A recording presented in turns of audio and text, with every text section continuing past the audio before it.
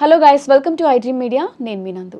రీసెంట్గా మనం చుట్టుపక్కల ఉన్న ఎన్విరాన్మెంట్లో చూస్తున్నాం, ప్రతి ఒక్కళ్ళు కూడా ఏదో ఒక ప్రాబ్లంతో సఫర్ అవుతూనే ఉన్నారనమాట.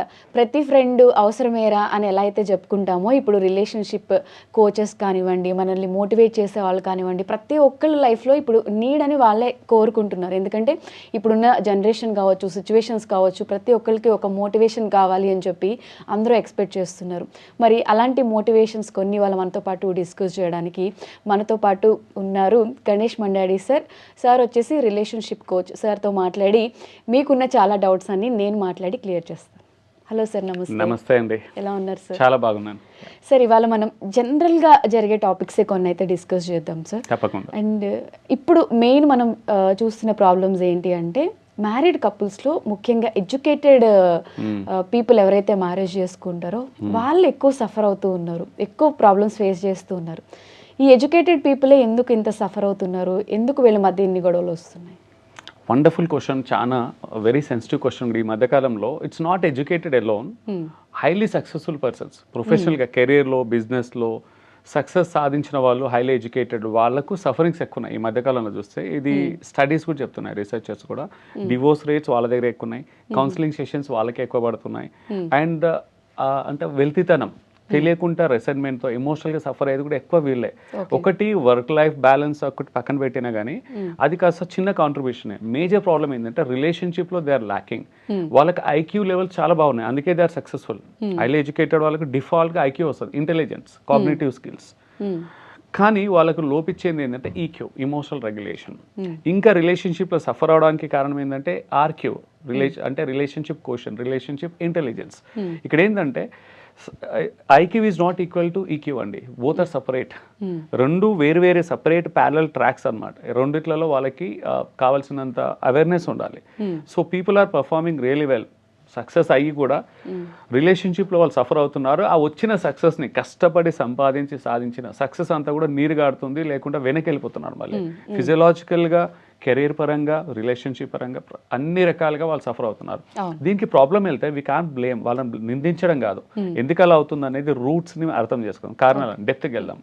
ఇక్కడ ప్రాబ్లం ఏంటంటే వాళ్ళ కండిషనింగ్ అలా అయిందండి. అంటే చెప్పాలంటే హైలీ సక్సెస్ఫుల్ ఉన్న వాళ్ళు, కెరియర్ ఓరియంటెడ్ ఉన్న వాళ్ళు, లైక్ గ్రోత్ ఓరియంటెడ్ ఉన్న వాళ్ళు ఎప్పుడైనా, ఈవెన్ గ్రోత్ ఓరియంటెడ్ లేని వాళ్ళు కూడా, నార్మల్గా చదువుకున్న వాళ్ళకు కూడా కామన్ ఫ్యాక్టర్ ఏంటంటే వాళ్ళకు రిలేషన్షిప్ ఇంటెలిజెన్స్, ఇమోషనల్ రెగ్యులేషన్ మీద అవగాహన లేదు. రిలేషన్షిప్ని ఎలా హ్యాండిల్ చేయాలని తెలియదు. తెలియనప్పుడు ఏం చేస్తారంటే వాళ్ళకున్న ఐక్యూని ఉపయోగిస్తారు అక్కడ. అంటే ఏదైనా ప్రాబ్లం వచ్చినప్పుడు ఒక లాజికల్గా, ఇప్పుడు ఎగ్జాంపుల్ ఒక కంపెనీలో ఒక ప్రాజెక్ట్ని ఎలా హ్యాండిల్ చేస్తారు, అలా హ్యాండిల్ చేస్తారు. ఎక్కడ ప్రాబ్లం వచ్చిందనుకో, సొల్యూషన్ ఒక ఆర్కిటెక్ట్గా, సొల్యూషన్ ఆర్కిటెక్ట్గా, ఒక ప్రాజెక్ట్ మేనేజర్గా ఒక ప్రాజెక్ట్ని డీల్ చేసినట్టు డీల్ చేస్తుంటారు. ట్రాన్సాక్షనల్గా ఈ సొల్యూషన్ వర్క్ అవుతుంది, ఈ సొల్యూషన్ వర్క్ అవుతుంది. ఇక్కడ బందర్లో కావాల్సింది సొల్యూషన్స్ కాదండి, బందర్లో కావాల్సింది ఇమోషన్స్ని, ఒకరు అర్థం చేసుకొని ఫీల్ అవ్వాలండి. అర్థం చేసుకోవడం కాదు, ఫీల్ అవ్వాలి, కనపడాలి, ఎంపతి రూపంలో కనపడాలి. అవును నాకు అర్థమవుతుందని మాటలో చెప్పడం కాదు, ఆవభావాల్లో భావోద్వేగంగా ఎక్స్ప్రెస్ చేయాలి. ఐ లవ్ యూ అంటే అసలు ఎలాంటి ఉపయోగం లేదండి, అది ఓన్లీ మాటలు మాత్రమే చెప్తాయి. ఐ లవ్ యూ అనే పదాన్ని ఫీల్ అవ్వాలి, ఎదుటి వ్యక్తి ఫీల్ అవ్వాలి. నేను చెప్పడం కాదు, నేను చెప్పకున్నా, నా మాటల్లో చెప్పకున్నా ఎదుటి వ్యక్తి ఫీల్ అవ్వాలి. ఇప్పుడు చాలా మంది గొడవలు ఏంటంటే ఇక్కడ హైలీ ఎడ్యుకేటెడ్, బాగా talented, successful, they love each other, తప్పు లేదా, ఇద్దరు ఒకరినొకరు ఇష్టపడతారు, ఇద్దరు మంచి వ్యక్తులే, ఇద్దరు ఐ లవ్ చెప్పుకుంటారు, రోజు కావాల్సిన అన్ని చేసుకుంటారు. బట్ వాళ్ళ లైఫ్ అంతా ట్రాన్సాక్షనల్గా అయిపోతుంది, ఒక లాజిస్టిక్స్ కేర్ లాగా అవుతుంది, ఒకరికొకరు కావాల్సిన లాజిస్టిక్స్గా అవుతుంది. ఇదేంటంటే ఒక అవుట్ సోర్సింగ్ లాగా అయిపోయింది, నీకు కావాల్సిన అన్ని నేను ఇస్తున్నాను. ఇక్కడ ఏంటంటే ఒకరు లవ్ డెఫినేషన్ వేరే ఉంటుంది, ఇంకోటి లవ్ లాంగ్వేజ్ వేరే ఉంటుంది. ఎవరి లవ్ లాంగ్వేజెస్ వాళ్ళకు ఉంటాయి, వాళ్ళ లవ్ లాంగ్వేజెస్ తగ్గట్టు వాళ్ళు ఎక్స్ప్రెస్ చేయగలగాలి. ఇప్పుడు ఎగ్జాంపుల్, నాకు ప్రేమ అంటే నా లవ్ లాంగ్వేజ్ ఎలా ఏంటిది, అకార్డింగ్ టు దట్ నేను కన్వే చేస్తాను. నా డెఫినేషన్ ప్రకారం ప్రేమకు నేను ఇచ్చే డెఫినేషన్ వాడి నేను ఐ లవ్ యూ అని చెప్పామనుకో, అంటే డైరెక్ట్ చెప్పకుండా చూస్తారు. ఇప్పుడు ఎగ్జాంపుల్, అబ్బాయిలు కావచ్చు, హస్బెండ్స్ కావచ్చు, వాళ్ళ ప్రేమను ఏంటంటే దే సెక్యూరిటీ, కేర్ గివింగ్, కావాల్సిన ఇప్పించడము, కొన్ని అడిగిన ఇవ్వడము, సొల్యూషన్స్ ఇవ్వడం, ఐఎమ్ దేర్ అని ఇలాంటి వాటి మీద ఎవరి ఎక్కువ వేలో focus- వాళ్ళు చెప్పేస్తూ వాళ్ళు ఉంటారు. చెప్పేసి ఉంటారు. అవతల వాళ్ళు ఏం ఎక్స్పెక్ట్ చేస్తున్నారు ఎగ్జాక్ట్లీ అనేది వాళ్ళకి తెలిసిన స్టైల్లోనే చెప్తారు. ఎగ్జాక్ట్లీ వాళ్ళకి తెలిసిన స్టైల్లో చెప్తారు. ఇక్కడ ఏంటంటే ఎదుటి వ్యక్తికి కావాల్సిన డెఫినేషన్ లో చెప్పారు. ఇక్కడ ప్రేమ ఉంది లేదని కాదు. సో అక్కడ ఏంటంటే వాళ్ళు పెట్టే ఎఫర్ట్స్ అంతే. ఇప్పుడు భర్త చెప్తాడు, నేను రోజుకు 14 గంటలు కుటుంబానికి కోరం, మీ కోరం, మన కోరం, మన పిల్లల కోరం, మన కోరం కష్టపడుతున్నాను, సంపాదిస్తున్నాను, చెమటో వచ్చి కష్టపడుతున్నాను. అంటారు. ఇక్కడ భార్య కూడా అప్రిషియేట్ చేస్తుంది, అవును నువ్వు ఇంత కష్టపడుతున్నావు, కానీ తను హ్యాపీగా ఉండదు. తనకు ఎమోషనల్ స్పేస్ దొరకట్లేదు, క్వాలిటీ టైం దొరకట్లేదు, తన ఫీలింగ్స్ ని తను అర్థం చేసుకోవట్లేదు. సో లైఫ్ ఏంటంటే తను ఒక ఏటీఎం మెషిన్ లాగా, ఫినాన్షియల్ సెక్యూరిటీ వరకే తను నా భర్త వైస్ అన్ని లోట్లు, అన్ని లోటుపాట్లు, మిస్సింగ్నెస్ అనేది కనపడుతుంది. ఇక్కడ కేవలం భార్య దగ్గరే కాదు, పిల్లల దగ్గర కూడా. ఈ పిల్లలు కూడా ఏంటంటే ఇప్పుడు యాక్చువల్గా వాళ్ళకి కావాల్సింది అడుగుతారు, క్వాలిటీ టైం ఇవ్వకుంటే వాళ్ళ ఎమోషన్స్ కనెక్ట్ అవ్వాలి. ఇప్పుడు పిల్లలకి ఎమోషన్స్గా కనెక్ట్ అవ్వనప్పుడు వాళ్ళకి నో చెప్తే నచ్చదు. ట్రాన్సాక్షన్గా ఉన్నప్పుడు దే ఆల్వేస్ వాంట్ ఎస్. ప్రతి దానికి ఎస్ చెప్పడము, పిల్లలను ప్యాంపరింగ్గా పెంచామనుకో, దట్ క్రియేట్స్ అగైన్ దట్ అంటే ఒక రాంగ్ పేరెంటింగ్ సిగ్నల్ అవుతుంది. రేపు పెద్దగయ్యాక, పిల్లలు పెద్దగయ్యాక వాళ్ళు నోని యాక్సెప్ట్ చేయలేరు, రిజెక్షన్ యాక్సెప్ట్ చేయలేరు. రేపు పొద్దున వాళ్ళకు లైఫ్ పార్ట్నర్ దగ్గర, ఆఫీస్లో కానీ, సోషల్ సెటప్ ఎక్కడికి వెళ్ళినా వాళ్ళని క్రిటిసిజంని, ఫెయిల్యూర్ని, సెట్ బ్యాక్స్ని, నోని ఎలా హ్యాండిల్ చేయాలో తెలియదు. ఇమోషనల్గా కనెక్ట్ అయినప్పుడు పేరెంట్స్ దగ్గర పర్టికులర్గా చిన్నప్పుడు పెరిగేటప్పుడు పేరెంట్స్ అది అలవాటు చేయాలి. ప్రతిసారి ఎస్ అని కాదు, ప్రతిసారి నో అని కాదు. నో చెప్పినప్పుడు కూడా ఎంత స్పోర్టివ్గా, స్మైల్గా చెప్పాలి, ఎలా యాక్సెప్ట్ చేయాలి, ఫీడ్బ్యాక్ని ఎలా యాక్సెప్ట్ చేయాలి, నోని ఎలా యాక్సెప్ట్ చేయాలి. ఇది పేరెంటింగ్. అయితే కొంచెం డిబేట్ అవుతుంది టాపిక్. భార్య భర్తల మధ్యలో కూడా ప్రతిదానికి సొల్యూషన్ అవసరం లేదు, ప్రతిదీ అడిగిందన్నీ చేయాల్సిన అవసరం, భార్య అడిగిన ప్రతి కోరికను తీర్చాల్సిన అవసరం లేదు. బై ద వే స్టడీస్ ఏం చెప్తున్నాయి, భార్య భర్తల మధ్యలో భార్యకు ఒక 10 డిజైర్స్ ఉంటాయి. ఏంటంటే ఏమైనా కోరికలు కావచ్చు, డిజైర్స్ ఉంటాయి. అందులో మెటీరియల్ కొన్ని ఉంటాయి, ఇమోషనల్గా కొన్ని ఉంటాయి. ఆ మెటీరియల్గా కావాల్సిన డిజైర్స్ ఏవైతే ఉంటాయో వాటిని రిజాల్వ్ చేయకుండా ఇమోషనల్గా కనెక్ట్ అవుతే అవి పక్కకి వెళ్ళిపోతాయండి. It's not required. ఇమోషనల్గా కనెక్ట్ అవునప్పుడు, ఇప్పుడు example out of 10, 7 are material and 3 are emotional. భర్త 7 మెటీరియల్ నీడ్స్ ని ఫుల్ఫిల్ చేశాక కూడా ఈ will score 1 or 0. You not get full marks, not even 1, 2, 3, 7 రావాలి అవుట్ ఆఫ్ 10 లో. 7కి 7 టిక్ అయింది. కావాల్సినవి బట్టలు, వెకేషన్, కావాల్సిన మెటీరియల్ డిజైర్స్ అన్ని ఫుల్ఫిల్ అయ్యాయి. ఎక్కడో అన్సాటిస్ఫై ఉంటారు, బట్ ఇక్కడ నేను అన్సాటిస్ఫై ఉన్నానని ఈ ఫీమేల్స్ చెప్పరు. నేను అన్ని చూస్తున్నా కదా అని చెప్పి అబ్బాయిలు అనుకుంటారు. అంటే వీళ్ళిద్దరి మధ్యన కమ్యూనికేషన్ ప్రాబ్లం కూడా ఉంది. డెఫినెట్లీ ఉందండి కమ్యూనికేషన్ ప్రాబ్లం. ఎందుకంటే ఇద్దరు కాంట్రిబ్యూట్ చేస్తున్నారు. ఇక్కడ భర్తది తప్పు కాదు, భార్యది, భర్త ఎవరిది తప్పు కాదు చెప్పాలంటే. తెలియకుంటే ఇద్దరు ఆ ట్రాప్ లో ఉన్నారు. ఇక్కడ ఏంటంటే ఇద్దరు కూడా ఎమోషనల్ గా అవేర్నెస్ పెంచుకోవాలి. అవేర్నెస్ ఒకరిని ఒకరు వాళ్ళ లవ్ లాంగ్వేజ్ అర్థం చేసుకోవాలి, వాళ్ళ ఇమోషన్స్ అర్థం చేసుకోవాలి, how to connect to their emotions. ఇద్దరు కలిసి జర్నీ చేసినప్పుడు, లైఫ్ జర్నీ చేసేటప్పుడు ఒకరి ఇమోషన్స్ ఒకరి, వాళ్ళ ఎమోషన్స్ తెలియాలి, వాళ్ళకున్న నీడ్స్ ని హెల్తీ వేగా కమ్యూనికేట్ చేయాలి. మైండ్ రీడింగ్ ఎక్స్పెక్ట్ చేస్తారు. మేము 5 సంవత్సరాలు పెళ్ళి 10 years అయిన మ్యారేజ్ అయ్యి నా మనసు అర్థం చేసుకోలేడా అంటే టెక్నికల్ గా మైండ్ రీడింగ్. మైండ్ రీడింగ్ అనేది హైలీ ఇంపాసిబుల్ అండి. ఈవెన్ మన దగ్గర సైంటిఫిక్ ఎంత పెద్ద సోఫిస్టికేటెడ్ మల్టీ స్పెషాలిటీ హాస్పిటల్ యూఎస్కి వెళ్ళినా, ఎంత అడ్వాన్స్ ఆధునిక టెక్నాలజీలు ఉన్నా మైండ్ రీడింగ్ లేదు ఇప్పటి కూడా. అంతెందుకు ఇప్పుడు మనకు దెబ్బ తాకింది, మన ఫిజికల్ గా అయినప్పుడు ఎక్స్రేలు, సిటీ స్కాన్ ఇవన్నీ ఉన్నాయి, క్లియర్ గా తెలుస్తుంది ఎక్కడ క్రాక్ ఉంది, ఎక్కడ మన ఆర్టరీ లైక్ ఎక్కడ డ్యామేజ్ అయిన సెల్స్ ఎక్కడ డ్యామేజ్ క్లియర్ గా తెలుస్తుంది. బట్ బ్రెయిన్ లో ఇంకా ఎంఎఫ్ఆర్ఐ అని చిన్న చిన్న బేసిక్ లెవెల్ ఆఫ్ డయాగ్నోసిస్ టెస్ట్లు ఉన్నాయి, అక్కడ ఏమీ తెలియదు what is happening. It's neurochemicals. ఇది ఒకటి ఏంటంటే బ్లాక్ బాక్స్ లాంటిది, కంప్లీట్ గా తెలియదు. సో మైండ్ రీడింగ్ చేయడం అనేది హైలీ ఇంపాసిబుల్. సైన్స్ కే రాదు మైండ్ రీడ్ చేయడానికి. సో ఎందుకంటే సైకాలజిస్టులు కూడా, థెరపిస్టులు కూడా స్లోగా డాట్స్ అన్ని కనెక్ట్ చేస్తారు. ఒక ముగ్గురు నోబెల్ లారెట్స్, నోబెల్ ప్రైజ్ వచ్చిన సైకాలజిస్ట్ ముగ్గురు వేరువేరుగా ఒకే పేషెంట్ మీద సపరేట్ స్టడీ చేస్తే ముగ్గురు వాళ్ళ ఇంప్రెషన్ వేరేగా ఇస్తారు, రిపోర్ట్స్ వేరేగా ఇస్తారు. ఎందుకంటే it's subjective, there is no clear cut. అదే సైన్స్ అనుకో, ఓకే మామూలు కెమిస్ట్రీ ఉంది, ఫార్ములాస్ ఉంటాయి, H2O, CO2 మామూలుగా ఫార్ములాస్ ఎవరు చేసినా అదే రిజల్ట్స్ వస్తాయి, టాంజిబుల్ రిజల్ట్స్, ప్రెడిక్టబుల్ హెల్త్ లో, ఫిజికల్ హెల్త్ లో. But psychological health, emotional health is beyond the reach of technology. కానీ మా దేవుడిచ్చింది ఏంటంటే వరం, ఫీలింగ్స్ తో కనెక్ట్ అవుతే the gap will get reduce. So ఇక్కడ ఏంటంటే ఇమోషనల్ సేఫ్టీ చాలా ఇంపార్టెంట్.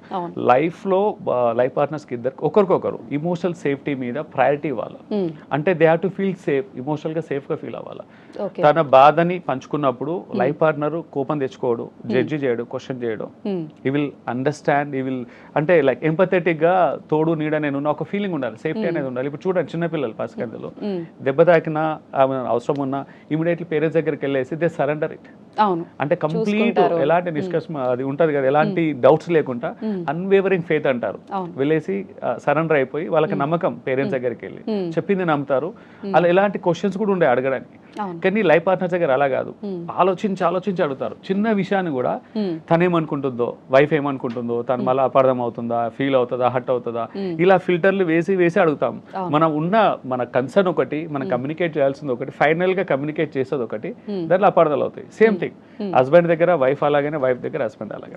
ఇద్దరు కమ్యూనికేషన్ ట్రాన్స్పరెన్సీగా ఓపెన్ గా చేసుకోవాలి.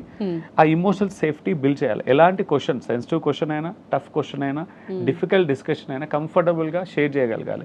అది ఇమోషనల్ సేఫ్టీకి నిదర్శనం, డెఫినేషన్. అది సంపాదించుకోవాలి ఒకరికొకరు. అండ్ సెక్యూరిటీ కూడా ఉండాలి, ఇమోషనల్ సెక్యూరిటీ కూడా ఉండాలి. ఒకరి ఇమోషన్స్ ఒకరు అర్థం చేసుకోవాలి. ఎంపతి చాలా ఇంపార్టెంట్ అండి. వాళ్ళిద్దరు మాట్లాడేటప్పుడు పూర్తిగా వినాలి, క్వశ్చన్ చేయొద్దు, ఆపకూడదు, జడ్జ్ చేయొద్దు, బయాస్ అనేది పక్కన పెట్టాలి.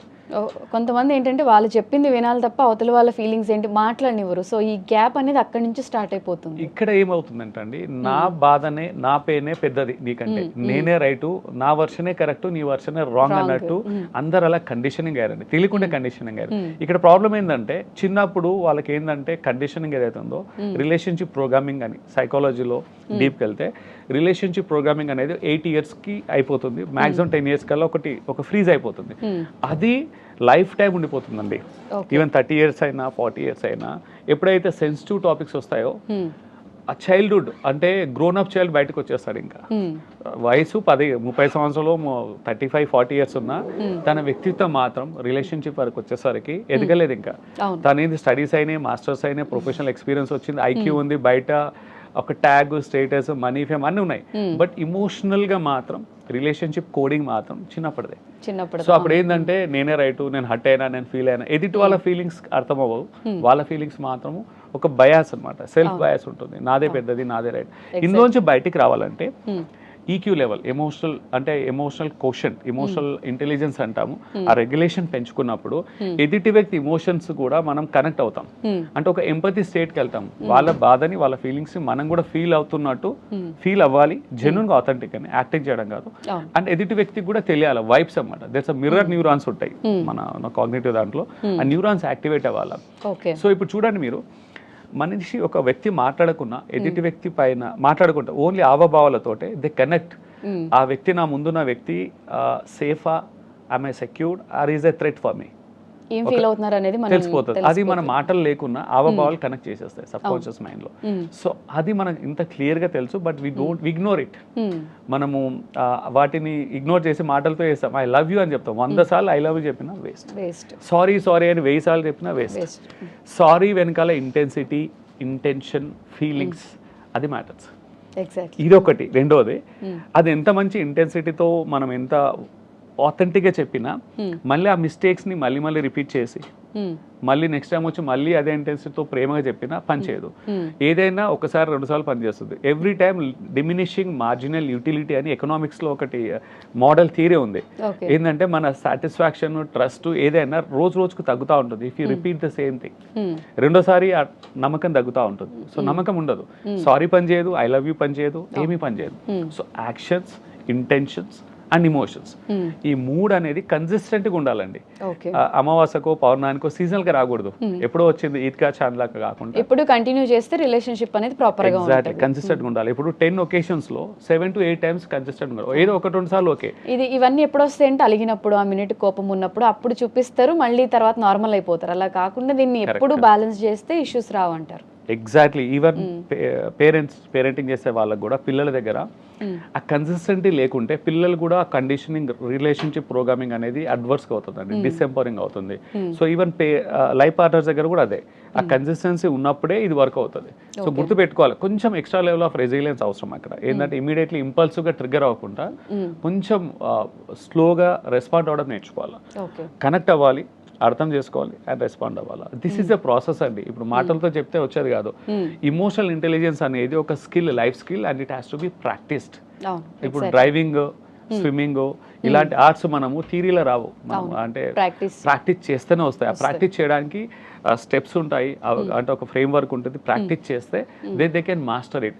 ఒకసారి ఇమోషనల్ ఇంటెలిజెన్స్ పెరిగితే, ఆర్క్యూ రిలేషన్షిప్ ఇంటెలిజెన్స్, ఆ మెచ్యూరిటీ వచ్చినప్పుడు అండ్ ఎంపథెటిక్గా కమ్యూనికేట్ చేయగలిగినప్పుడు వాళ్ళు లైఫ్ పార్ట్నర్ దగ్గరే కాదండి, ఎక్కడికి వెళ్ళినా వాళ్ళకు జేజేలు కొట్టే వాళ్ళు, వాళ్ళని మెచ్చుకున్న వాళ్ళు, వ్యాలిడేషన్ ఎవరైనా వాళ్ళతో స్పెండ్ చేయడానికి ఇష్టపడతారు.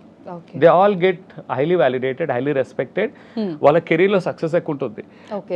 ఆఫీస్లో ఒక అతను బాగా పర్ఫామ్ చేస్తాడు, హైలీ పర్ఫామ్, బట్ ఇమోషనల్గా వీక్ ఉంటాడు, యాటిట్యూడ్ ఇష్యూ ఉంటుంది, ప్రతిసారి కోపం తెచ్చుకుంటాడు, అందరితో కనెక్ట్ అవ్వడు, ఇమోషనల్గా ఇన్కన్సిస్టెంట్, నాట్ స్టేబుల్. ఇంకో తను యావరేజ్ పర్ఫార్మర్ బట్ ఇమోషనల్గా బాగా స్టేబుల్ ఉంటాడు. ఐక్యూ వైజ్ యావరేజే, ప్రమోషన్ వచ్చేది తన యావరేజ్ అతనికి వస్తుంది. Because end of the day leadership skills కావాల్సింది EQ. Exactly. Big sensitive task, captains కూడా అంతే. ఇప్పుడు క్రికెట్లో బాగా ఆడేవాళ్ళు కాదు, స్టార్ ప్లేయర్స్కి లైక్ ఈక్యూ ఉండకుంటే దట్స్ వేస్ట్. ఆ ఈక్యూ లెవెల్ మన మహేంద్ర సింగ్ ధోని, మన Indian captain, highest level of EQ. So అందుకే ఓడిపోయే మ్యాచ్లు చాలా వరకు టర్న్ చేశాడు బికాస్ ఆఫ్ రెసిలియన్స్. ఎంత ఓడిపోయే మ్యాచ్ అయినా, సెన్సిటివ్ మ్యాచ్ అయినా ట్రిగ్గర్ అవ్వడు, రియాక్ట్ అవ్వడు, కూల్గా కామ్గా. That comes with the practice. మనం అక్కడ చూస్తున్నాం తప్ప ఈ హ్యాస్, ఐ థింక్ అతను బ్రింగ్ కండిషనింగ్, బిలీవ్ చిన్నప్పటి నుంచి ఉన్నాయి బ్లెస్సింగ్ అండ్ ఈ మెయింటైన్డ్ ఇట్. అందుకే I think he is highly successful. ఇప్పుడు చూడండి, బిజినెస్లో కావచ్చు, ఏ రంగంలో అయినా హైలీ సక్సెస్ఫుల్ అయిన వాళ్ళకి ఈక్యూ లెవెల్ డెఫినెట్లీ ఎక్కువనే ఉంటుంది compare to average people. So రిలేషన్షిప్లో కూడా ఈక్యూ అనేది చాలా ఇంపార్టెంట్. మీరు అన్నట్టు హైలీ సక్సెస్ఫుల్ అయిన వాళ్ళు, హైలీ ఎడ్యుకేటెడ్ అయిన వాళ్ళు, మామూలు రిలేషన్షిప్ విషయానికి వస్తే తక్కువ చదువుకున్న వాళ్ళు, అసలు లైఫ్లో ఎక్కువ సక్సెస్ సాధించిన వాళ్ళు కూడా హ్యాపీగా ఉంటున్నారు. వాళ్ళ ముందు చూస్తే వెనకనే ఉంటారు బాగా. సో రెండు వేరు అనమాట. సో ఇక్కడ నువ్వు ఎంత సాధించినా అది నిలబెట్టుకోవాలన్నా, లైఫ్లో హ్యాపీగా ఉండాలన్నా ఇది చాలా ఇంపార్టెంట్. నన్ను అడిగితే కెరీర్ సక్సెస్ కంటే కూడా రిలేషన్షిప్, హెల్తీ రిలేషన్షిప్ అనేది ఇంకా 2 times మోర్ ఇంపార్టెంట్ అండి. ఎందుకంటే లైఫ్ టైం రిటైర్ అవుతాము అండ్ ఆల్మోస్ట్ లైక్ చివరి 100 ఏళ్ళు బ్రతుకుతామా, 80 ఏళ్ళ 90 ఏళ్ళ అక్కడి వరకు ఉంటుంది. 65 yearsకే రిటైర్ అవుతాం. తర్వాత 20-30 సంవత్సరాలు ఉండాలి. ప్లస్ మన లెగసీని మన పేరెంటింగ్ రూపంలో పిల్లలకు పంచిస్తున్నాం. If you are not regulated, మనం ఇవాల్వ్ అవ్వకుంటే వాళ్ళని కూడా మనం వెనక్కి తీసుకెళ్తున్నట్టు. నెక్స్ట్ జనరేషన్ కూడా ఆ బ్యాగేజ్ పాస్, మనం జెనెటిక్సే కాదు, డిఎన్ఏ కాదు, మన రిలేషన్షిప్ ప్రోగ్రామ్ కూడా మనం పనిచేస్తున్నాము. అది హెల్తీయా అన్హెల్తీ అనేది మనకు మనం ప్రశ్నించుకోవాలి. ఇది సెల్ఫ్ రిఫ్లెక్షన్ చాలా ఇంపార్టెంట్. ఓకే, మీరు చెప్పే చిన్న చిన్న చేంజెస్ చేసుకుంటే ఏ రిలేషన్షిప్ అయినా కూడా మంచిగా ఉంటుంది. డెఫినెట్లీ అండి. భార్య భర్తలే కాదు, పేరెంటింగ్లో పిల్లలతోటి, సిబ్లింగ్స్, అమ్మ నాన్నతో, అత్తయ్య మామయ్యతో, ఫ్రెండ్స్, కొలీగ్స్, మేనేజర్స్, ఎక్కడైనా ఇద్దరు వ్యక్తులు హ్యూమన్ టు హ్యూమన్ రిలేషన్ ఎక్కడుందండి, ది సేమ్ లాజిక్ అప్లైస్, అది సేమ్ ఎమోషన్స్ అప్లై అవుతుంది, ఇంకా వేరేదేం లేదు. Okay sir, thank you. Yeah. And for more videos, please subscribe to iDream. Please subscribe to iDream. Please subscribe iDream. And please subscribe to iDream. For more videos, subscribe to iDream. please like, share and subscribe to the channel. Congratulations, iDream. Subscribe to iDream. Subscribe to iDream. So subscribe to iDream Media. iDream ki iDream team andarki huge congratulations. Please subscribe iDream Media. Please subscribe to iDream. Subscribe iDream. Please subscribe to iDream. iDream అంటే నా కళల ఛానల్ను subscribe చేసుకున్న నోరు తిరుగుతలేదు, మీరైతే గంట గుర్తు కొట్టండి. For more such videos, please subscribe to iDream. Subscribe to iDream. Please subscribe to iDream. Please subscribe iDream Media. Please do subscribe to iDream. Please subscribe to iDream Media. For best entertainment and information, please subscribe iDream. And don't forget to subscribe to iDream.